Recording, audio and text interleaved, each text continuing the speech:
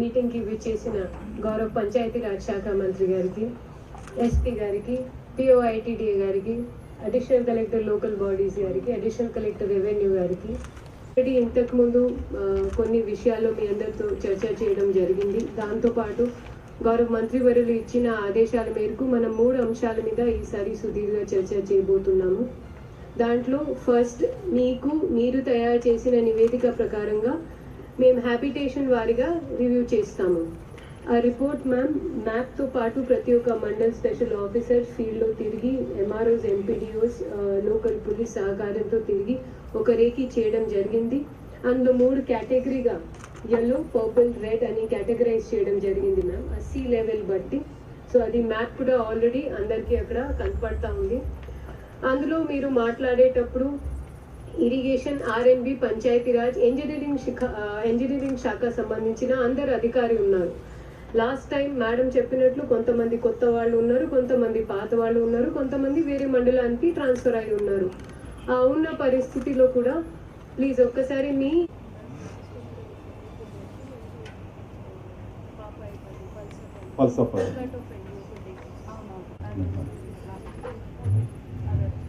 Complete చేస్తాను. అట్లే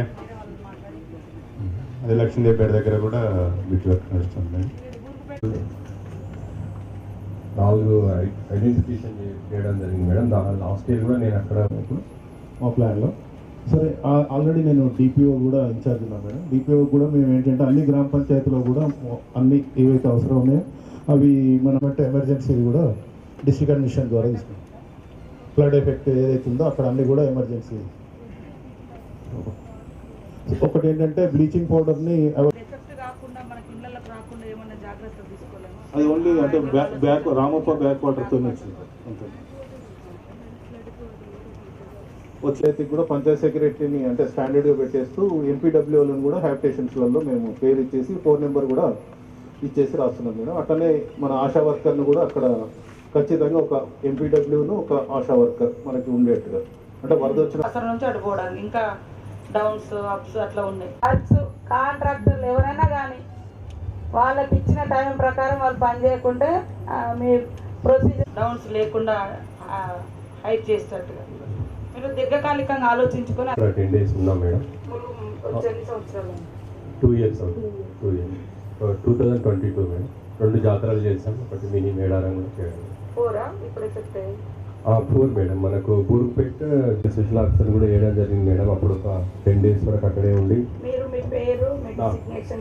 నమస్కారం మేడం. కుంటలు తెగిపోయినాయి, రోడ్లు ఇవన్నీ అయినాయి. మనం మొదలు పెట్టిన కోడ్ వచ్చింది. This is the longest election in the world, అంటే సెకండ్ లాంగెస్ట్ ఎలక్షన్. 1951లో వచ్చింది లాంగెస్ట్ ఎలక్షన్. మళ్ళీ ఇప్పుడు 2024లో వచ్చింది. అంటే ఇంత టెక్నాలజీ డెవలప్ అయినటువంటి పరిస్థితిలో కూడా 3 నెలలు ఎలక్షన్ కోడ్ ఉండి చాలా మంది దేశంలో పబ్లిక్ అవస్థలు పడ్డారంటే ఈసారి ఎలక్షన్ కోడ్ తోటి. కాబట్టి అన్ని సమస్యలు అట్లా పెండింగ్ ఉన్నాయి. ఈ 3 నెలలు లేదా అంత 3 నెలలు ఎలక్షన్ల ముందు ఇదంతా కూడా మనం పరిష్కరించుకోవాలంటే ఒక రకంగా 100 స్పీడ్లో పరిగెత్తితే తప్ప మనం పరిష్కరించుకోలేము.